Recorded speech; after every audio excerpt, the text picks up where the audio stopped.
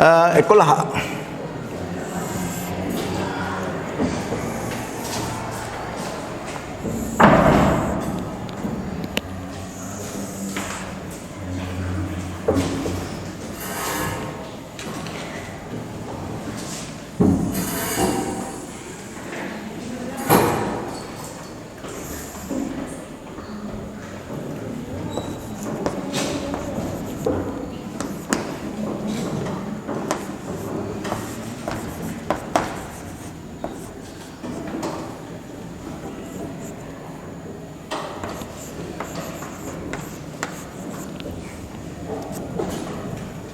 AC කියලා එකක් තියෙනවා.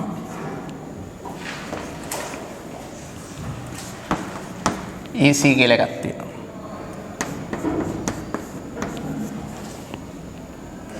AD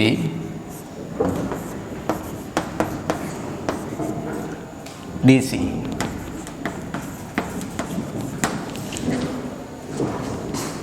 හරි. එතකොට දැන් මේ ටික සේරම එකහු කරන්නනේ ඕන. එකතු කරන්න පුළුවන් තැනකින් පටන් ගමු. AD එමෙ යනනේ. AD එකතු කිරීම DC එකතු කිරීම 2යි AB එකතු කිරීම BE එකතු කිරීම BC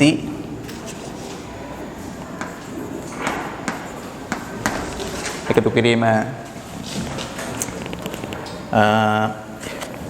මෙතනත් AC තියෙනවානේ. AC එකතු කිරීම EC.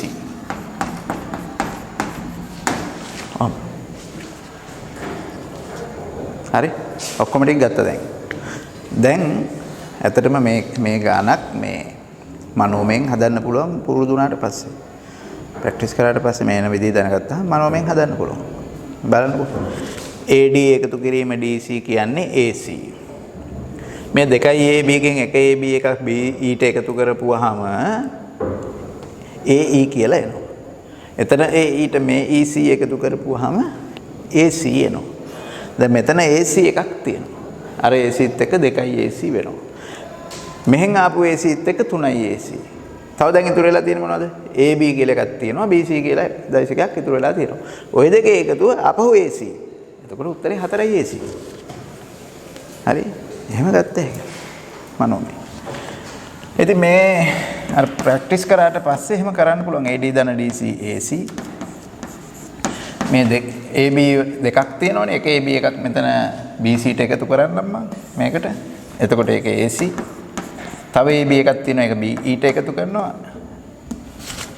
එතකොට AE වෙනවා.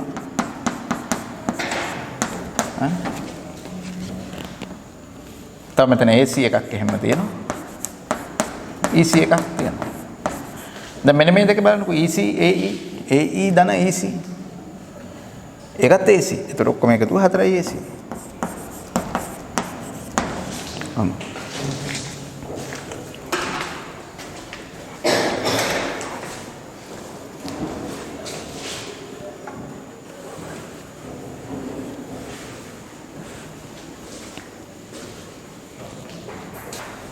ඊළඟ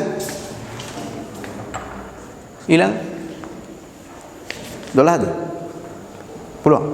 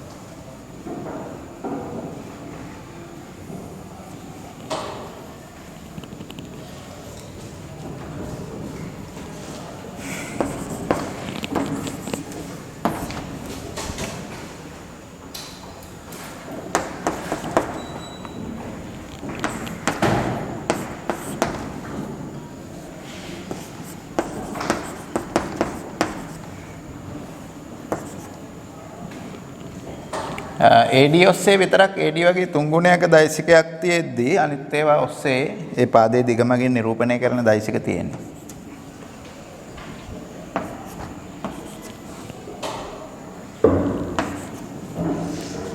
දැන් මෙහෙමයි. අපි ඕන වැඩක් කරන්න පටන් ගන්න ඕන කරන්න පුළුවන් තැනින්. කරන්න පුළුවන් පොඩි දේ හරි කළා නම් වැඩේ කරගන්න පුළුවන්. ඒ කරන්න අවශ්‍ය පිළිවෙලට කරන්න පුළුවන් පොඩි දේ හරි කරපුවන් හරි. දැන් මෙතන අපිට දෛසික දෙකක් ආකලනය කරන්න පුළුවන් තැනක් තියෙනවා නම් අපි ඒක ආකලනය කරමු. ඔක්කොම ගැන හිත හිතා ඒ දෙකත් ආකලනය නොකර ඉන්න ඕනේ. සමහර වෙලාවට කරන්න තියෙන ලොකු වැඩ පිළිබඳව හිත හිතා පොඩි ඒවත් නොකර ඉන්න අවස්ථා තියෙනවානේ. එහෙම වෙන්න ඕනේ. හරි. අපි බලමු. මෙතන DC ධන CF DC ධන CF DF. එතන DF කියලා ගත්තා. හැබැයි DF ඔස්සේ එකක් තියෙනවා. මෙතනින් එන එකතුවත් එක්ක දෙකයි DF වෙනවා. DF ඔස්සේ දෛසිකයක් තියෙනවනේ දැනටම.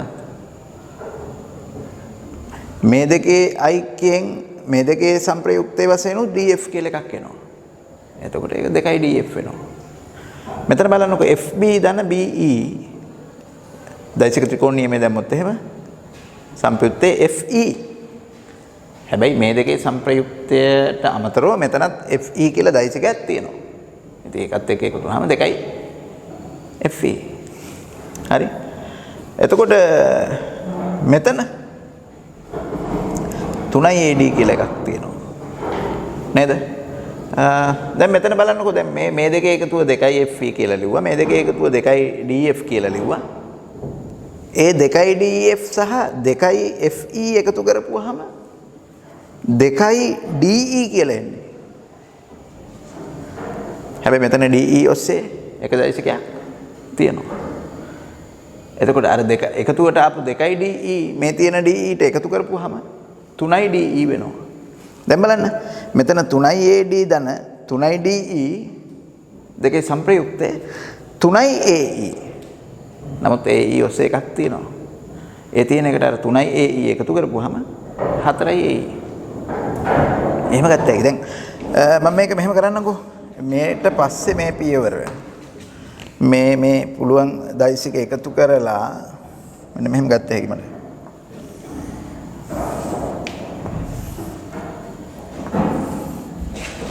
DC ධන CF DF එතකොට එතන තියෙන DF එකත් එක්ක 2යි DF. FB ධන BE 2යි FE. මේ තියෙන එකත් එක්ක FB ධන BE කියන්නේ FE මේ තියෙන එකත් එක්ක 2යි FE.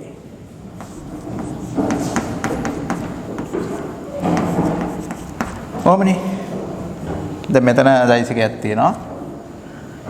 මෙතන 3යි AD කියලා එකක් තියෙනවා. මෙතන AE කියන දෛසිකේ තියෙනවා. දැන් මේ පද්ධතිය තමයි මම මේ தත්ත්වයට ඌනනේ කළේ. මේ දෛසික දෙක එකතු කළා මේ දෛසික දෙක එකතු කළා. දැන් මෙන්න මේ දෙක එකතු කළාම 2යි DF සහ 2යි FE කියන දෙක එකතු කරපුවාම 3යි DE. එතකොට ওই පද්ධතිය මෙහෙම එනවා.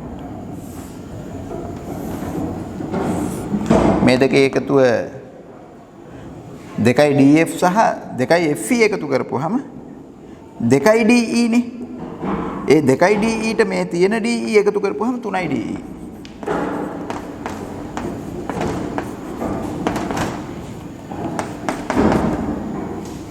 මෙතන AD 3යි AD කියලා එකක් තියෙනවා. මෙතන AE කියන දෛසිකය තියෙනවා. දැන් 3යි AD සහ 3යි DE එකතු කරපුවාම ඒ දෙකේ සංප්‍රයුක්තය 3යි AE. හැබැයි AE ඔස්සේ තියෙන දෛසිකයත් එක්ක ගත්තොත් එහෙම 4යි AE කියලා අවසාන වශයෙන් සංප්‍රයුක්තයක් ලැබෙන්නේ. ඔය තමයි සංප්‍රයුක්තය.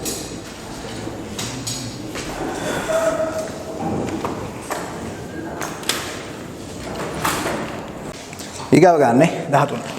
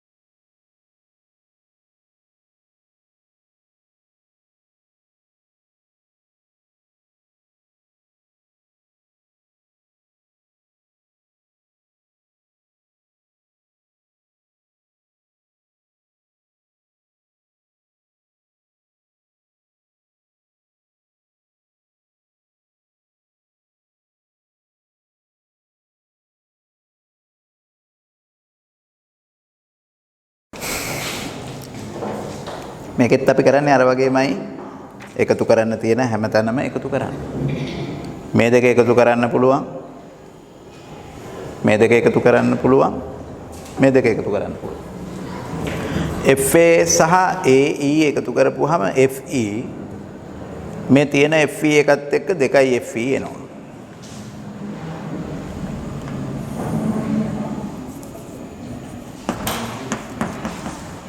දෙකයි FE. EC එකතු කිරීම CD ED තියෙන ED එකත් එක්ක 2 ED එනවා.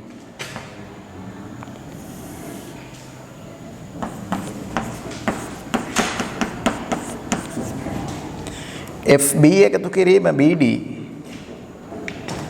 FD තියෙන FD එකත් එක්ක 2 FD එනවා.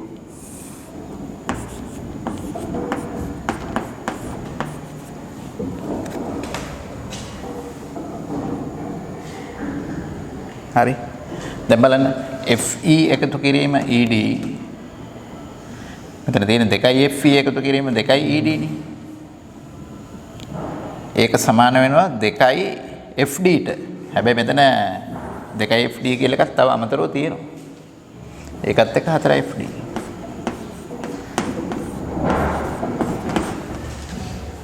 පාදේ මත දැනට තියෙන දෛසිකයට තමයි අර ඉතුරු දෛසික දෙකේ සංප්‍රයුක්තයේ වශයෙන් එන දෛසිකේ එකතු වෙන්නේ.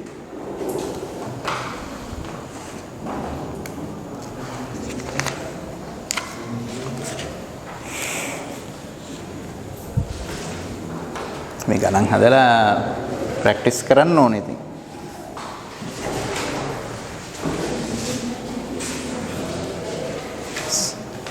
නේද?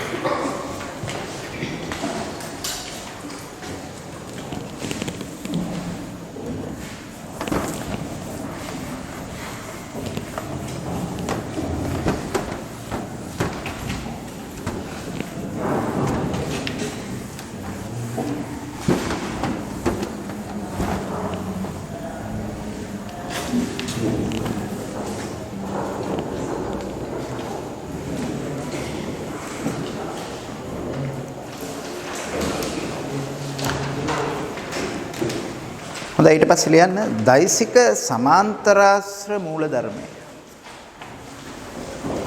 දෛසික සමාන්තරාශ්‍ර මූලධර්මය.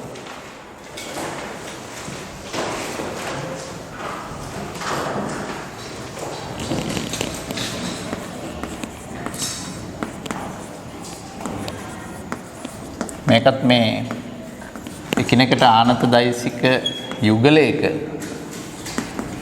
සංප්‍රයුක්තය සොයා ගැනීම සඳහා භාවිතා කරනු ලබන මූලධර්මයන්.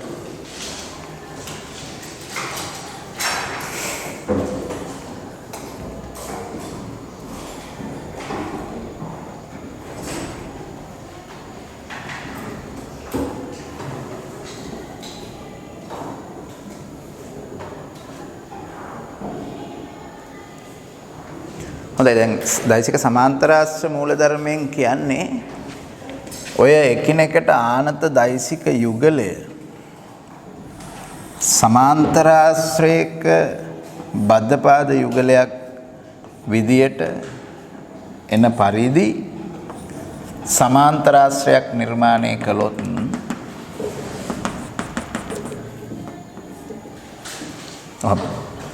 අපිට P සහ Q තමයි මේ කියන එකිනෙකට ආනත දෛසික යුගලය.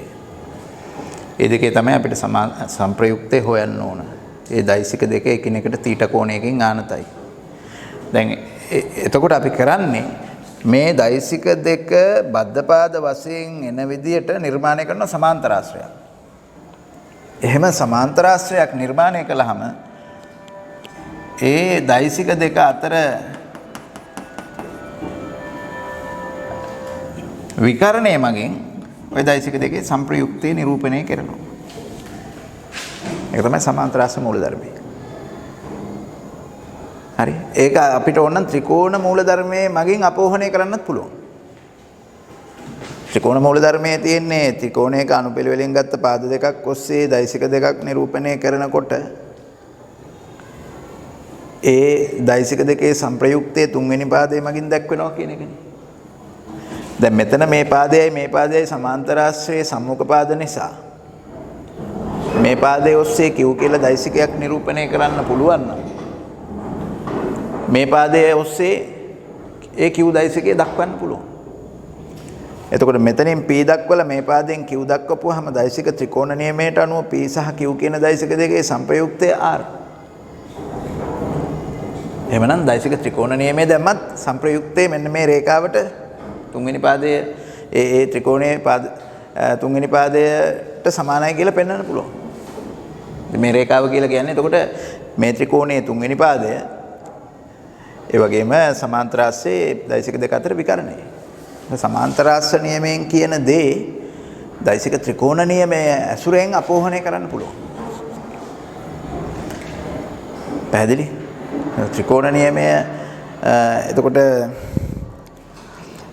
ත්‍රිකෝණ නියමය අපෝහණය කරන්න වෙන එකක් නැහැ හැබැයි. හොඳයි. එතකොට අපි ලියලා ඉමු සමාන්තරාශ්‍ර නියමය. දෛසික සමාන්තරාශ්‍ර නියමය. දෙවෙනි මාතෘකාවනේ. එකිනෙකට ආනත දෛසික යුගලයක් බද්ධපාද යුගලයේ වශයෙන්ගෙන නිර්මාණය කරනු ලබන සමාන්තරාශ්‍රයේ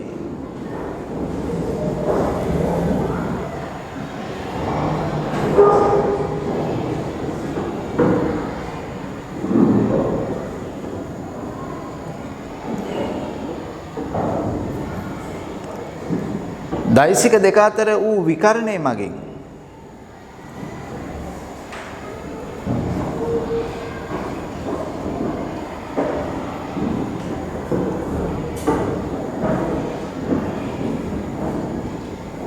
එම දෛසික දෙකේ සංප්‍රයුක්තය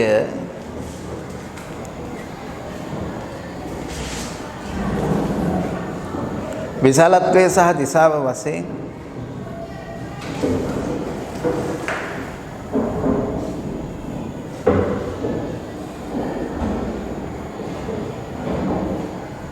නිරූපණය කරනු ලබයි. හොඳයි දැන් මේ බලන්න මේ ඇඳගන්න රූප සටහන.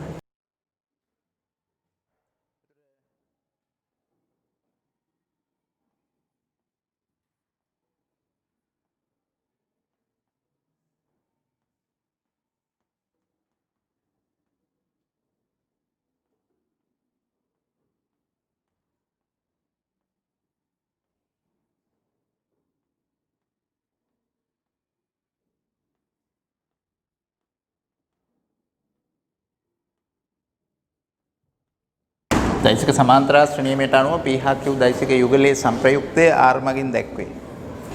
සංප්‍රයුක්තයේ විශාලත්වය සහ දිශාව සෙවීම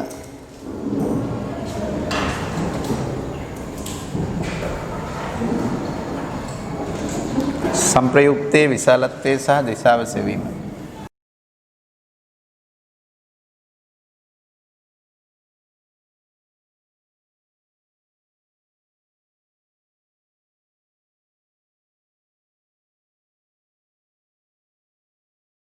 මේ රූප සටහන ඇඳගමු.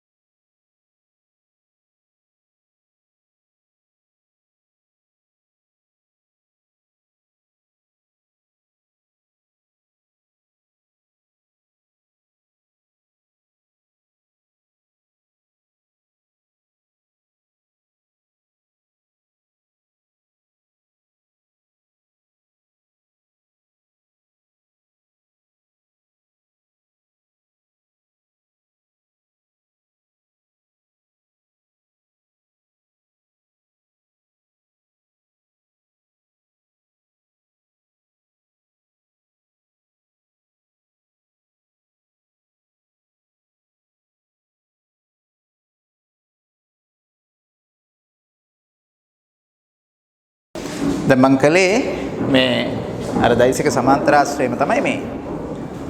ඒකේ මම AB කියන පාදය දික් කළා. AB කියන පාදය E දක්වා දික් කරලා තියෙනවා. C සිට ඔය AB පාදයේ දික් කරන ලද AB පාදයට ඇඳලා තියෙන ලම්බකය E වලදී තමයි හමු වෙන්නේ. නිර්මාණයක් කරගත්තා. දැන් කරන්න හදන්නේ මේ තියෙන ජ්‍යාමිතිකයේ රූප සටහන භාවිතා කරලා ජ්‍යාමිතිය භාවිතා කරලා සංප්‍රයුක්තයේ විශාලත්වයේ සහ දිශාව හොයන්න. දිශාව කියලා කියන්නේ নিরপেক্ষ දිශාවක් නෙමෙයි මෙතෙන්දී.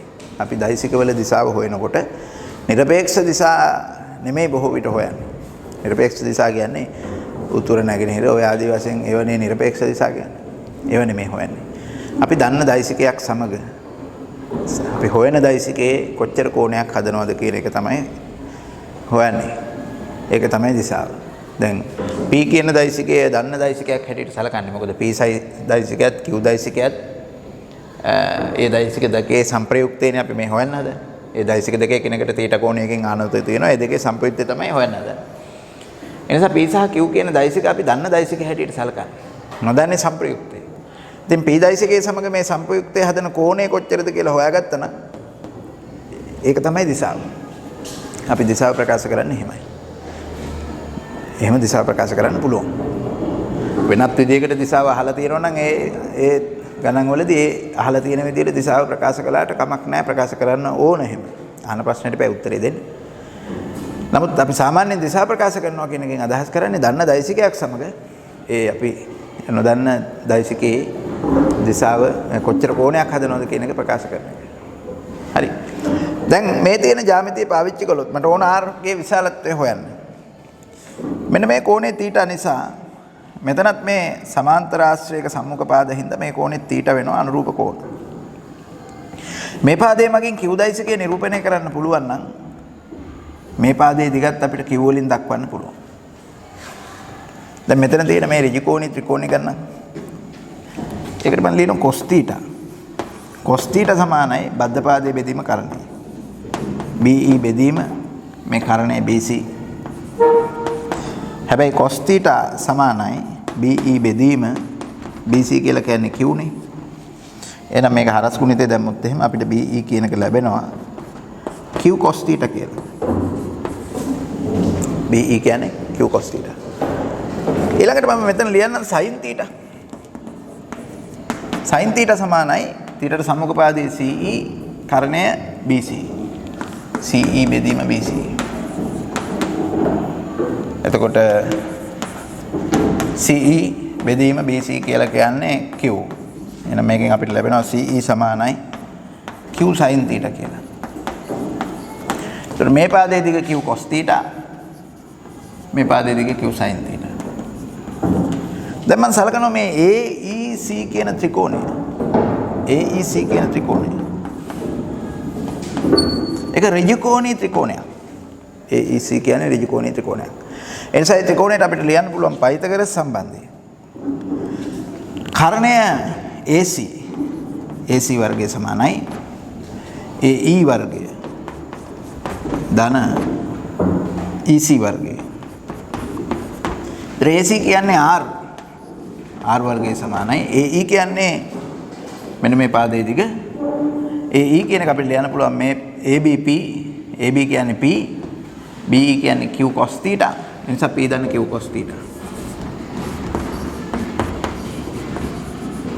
ඒකේ වර්ගය.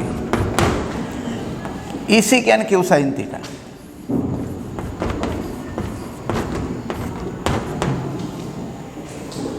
හරි.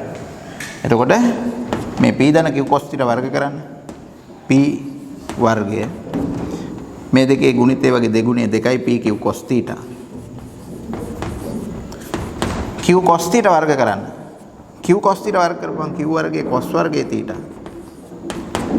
Q sin θ වර්ග කරන්න Q වර්ග sin වර්ග θ.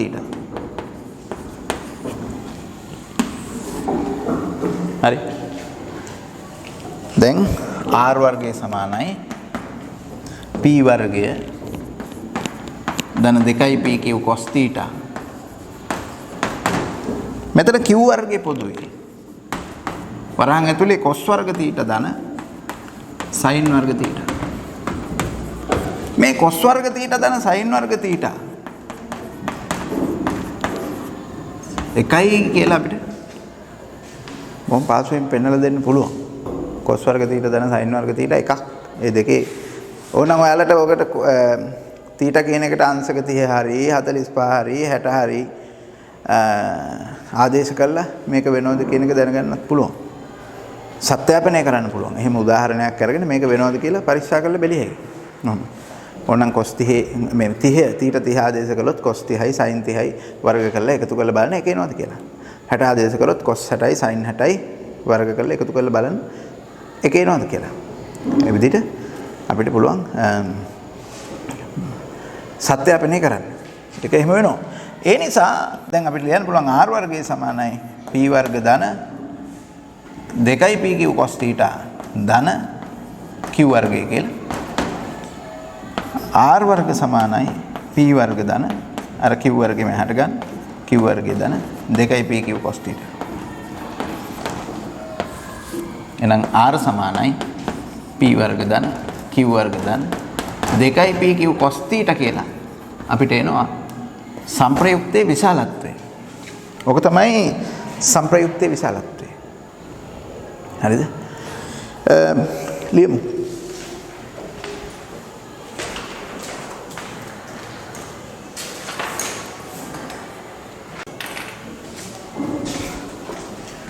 එතකොට මේ සංප්‍රයුක්තයේ දිශාව කොහොමද ගන්නේ?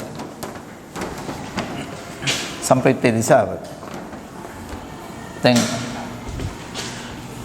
ඔය විදිහට විශාලත්වය හොයා ගන්න පුළුවන්. සංප්‍රයුක්තයේ දිශාව කියලා කියන්නේ සංප්‍රයුක්තයේ මේ ඇල්ෆා p සමග හදන කෝණය ඇල්ෆා. මෙතන මම ඇල්ෆා හෙව්වොත් ඒක තමයි දිශාව. ඕන්න ඉතින් මේ බීටා අනිත් පැත්තේ බීටා කියලා අරගෙන ඒක හොයන්න පුළුවන්. කමක් නැහැ මොකක් වුණත් සංප්‍රයුක්තය යම් දන්න දෛසිකයක් සමග හදන කෝණය ඒක තිරස සමග හදන කෝණය නැත්නම් සිරස සමග හදන කෝණය එහෙම හෙව්වම හරි. එතකොට මේ ඇල්ෆා හොයමු.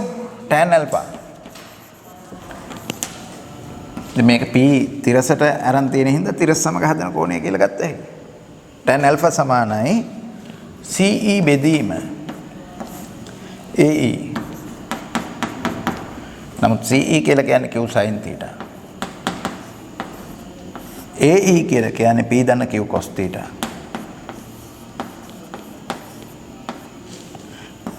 බලන්න. දැන් මෙතන මේ ඔහම අපිට එනවා tan alpha. දැන් p ට q ට මේක මාරු වෙන්න බැයිද කියලා. ඕන මාරු කරන්න පුළුවන්. ඒ වගේම දැන් p q කියලා දෙන්නේ නැහනේ අපිට ගණන් හදනකොට. ගණන් හදන්න දෙන්නේ අගයන් දෙකක්. නිව්ටන් 5 සහ නිව්ටන් 10 කියලානේ සමහරට දෙන්න පුළුවන්. නිව්ටන් 8 සහ නිව්ටන් 6 ඒ වගේ මොනවා හරි අගයන් දෙකක් නේ දෙන්නේ. එහෙම දුන්නාම මේ p වෙනුවට ඕන එකක් ගන්න. අපි තුමුකෝ 5යි 3යි දීලා තියෙන්නේ කියලා. p වෙනුවට 5 ගන්න පුළුවන් නැත්නම් p වෙනුවට 3 ගත්තත් කමක් නැහැ. විශේෂයෙන් සඳහන් කරලා නැත්නම් විශේෂයෙන් p සමානයි මේක කියලා එහෙම දුන්නේ නැත්නම් හෝ තිරස් අතර තියෙන්නේ දෛසිකයේ නිව්ටන් 5 කියලා දුන්නොත් එහෙම තිරසටම ගන්න ඕනේ ඒක. තිරසට නිව්ටන් 5ක දෛසිකයක් සහ ඊට අංශක 30කින් ආනතෝ නිව්ටන් 3ක දෛසිකයක් බලයක් එකම ලක්ෂයකදී ක්‍රියා කරනවා කියලා කිව්වොත් ඒක ඒ විදිහට ගන්නවා. එහෙම නැත්නම් එහෙම විශේෂයෙන් සඳහන් කරලා නැත්නම් p ට q ට ඕන විදිහක මාරු කරලා ගන්න පුළුවන්. ඒක ප්‍රශ්නයක් නෑ. හැබැයි Taman ගත්ත විදිහට උත්තර ගන්නත් ඕන. අපි තුන් p ට 5යි q ට 3යි කියලා අරගත්ත කෙනෙක් ඇල්ෆා කෝණය හදන්නේ එතකොට අර නිව්ටන් 5 සමග. ඕක මාරු කරලා ගත්තොත් p කියන එක 3යි q කියන එක 5යි කියලා ගත්තොත් එයා ඇල්ෆා කියලා ලකුණු කරගන්නේ නිව්ටන් 3 සමග හදන කෝණය. ඒතර එයා හොයලා තියෙන්නේ නිව්ටන් 3 සමග හදන කෝණය. අනිත් එක්කෙනා හොයලා තියෙන්නේ නිව්ටන් 5 සමග හදන කෝණය. ඒක ප්‍රශ්නයක් නෑ. හරි. එතකොට අපිට මේක ඇල්ෆා කියන එක ලියන්න පුළුවන්. ඇල්ෆා සමානයි tan inverse q sin θ p ධන q cos θ. ඔය විදිහට අපිට ඇල්ෆා හොයාගන්න පුළුවන්. හොඳයි ලියන්න. හොඳයි අපි හදමු 10 වෙනි ප්‍රශ්නේ පිටුව පෙළන 9 වෙනි පිටුව. ඔව් ටියුට් එකේ 9 වෙනි පිටුව 10 වෙනි ප්‍රශ්නේ එක පළවෙනි කොටසයි දෙවෙනි කොටසයි. පළවෙනි කොටසයි දෙවෙනි කොටසයි.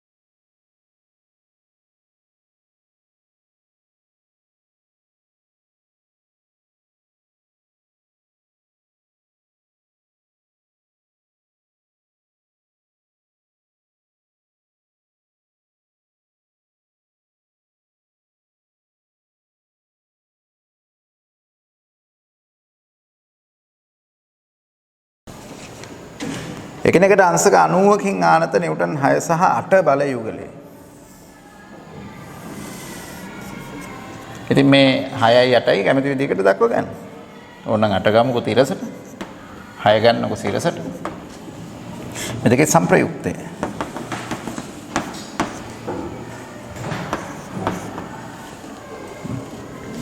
දැන් ඔය සම්ප්‍රයුක්තයේ විශාලත්වය සොයන්න අපි ලිව්වොත් මේ සමීකරණය R වර්ගයේ සමානයි P වර්ගයේ ධන Q වර්ගයේ ධන 2pq cos θ කියලා. θ වලට එන්නේ අංශක 90 නේ. P කියන එක මම ගත්තේ 8යි කියලා. 8 වර්ගයේ ධන Q කියන්නේ 6යි 6 වර්ගයේ 2 ගුණ කිරීම 8 ගුණ කිරීම 6 ගුණ කිරීම cos 90. මේ cos 90 බිඳුව නිසා මේ ප්‍රකාශනය හැම බිඳුව වෙනවා මේ පදේම. 8 වර්ගයේ 64යි 6 වර්ගයේ 36යි R වර්ගයේ සමානයි එතකොට 100යි R සමානයි 100 වර්ගමූලය 10යි නිව්ටන්. ඔන්න සම්ප්‍රයුක්තයේ විශාලත්වය.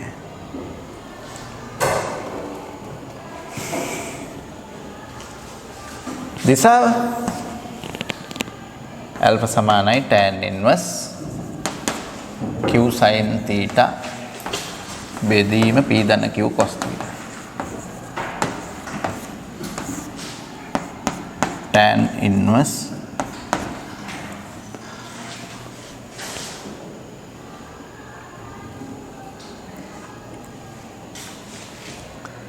q sin theta.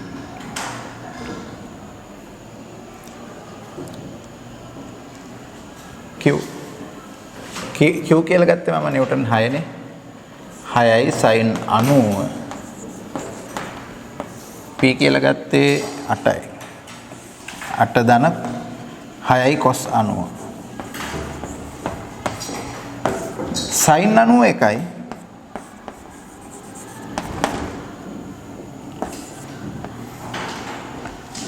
8 ධන 6යි cos 90 බිඳුවයි. එනිසා මේ පදේ බිඳුව වෙනවා. tan inverse 6 බෙදීම 8 කියලා එන්නේ උඩ යට 2 බෙදුවොත් 3 බෙදීම 4යි.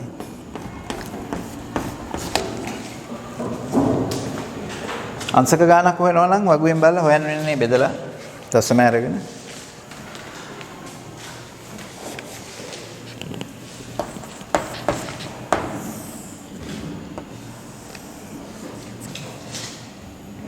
නිව්ටන් 3 සහ නිව්ටන් 5.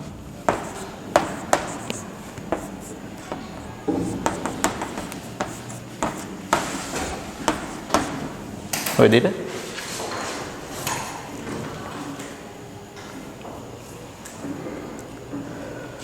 සම්ප්‍රයුක්තය විශාලත්වය එන්නේ R වර්ගයේ සමානයි P වර්ගයේ ධන Q වර්ගයේ ධන 2pq cos θ.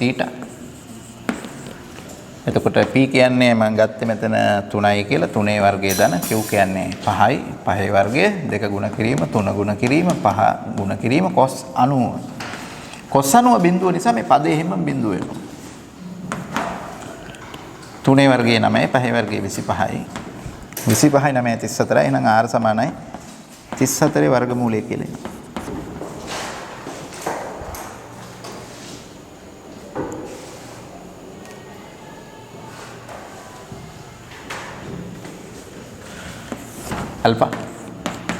alpha සමානයි tan inverse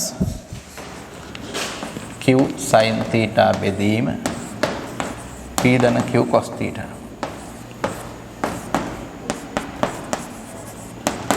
q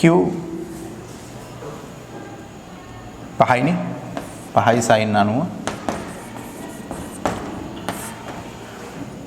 p කියන්නේ 3යි 3 ධන 5යි cos 90.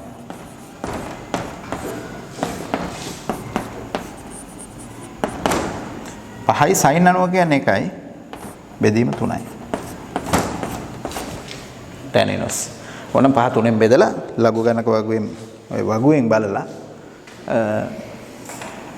කෝණයේ යගේ අංශක වලින් හොයාගන්නත් පුළුවන්. හරි. වැඩ කරන විදිය තීරණය වෙන්නේ ගන්න ඕන ප්‍රතිඵලය අනුව. ගන්න ඕන ප්‍රතිඵලය අනුව තමයි වැඩ කරන විදිය තීරණය වෙන්නේ. වැඩ කරන විදිය අනුව තමයි ගන්න ඕන ප්‍රතිඵලය තීරණය වෙන්නේ. ඕනනම් ඉතින් යාන්තම් ෆේල් වෙන්න කරන්නත් පුළුවන්. යාන්තම් ෆේල් වෙන්න. යාන්තම් ඇති ඔයින් ගියා. නේද? ගහින් මෙල්ල මිනිහා මරුණාට පස්සේ අත කිවලු මේ යන්තම් ඇති අතක් පයක් කැඩෙන්නේ නැතුව ඔයින් බේරුණා කියලා. අතපය කැඩිලා නැහැ මිනිහාගේ හැබැයි. ඒකයි. අතක් පයක් කැඩුණා නම් තමයි දුක. මරුණ එක ප්‍රශ්නයක් නැහැ. නේ? යන්තම් ඇති ඔයින් බේරුණා.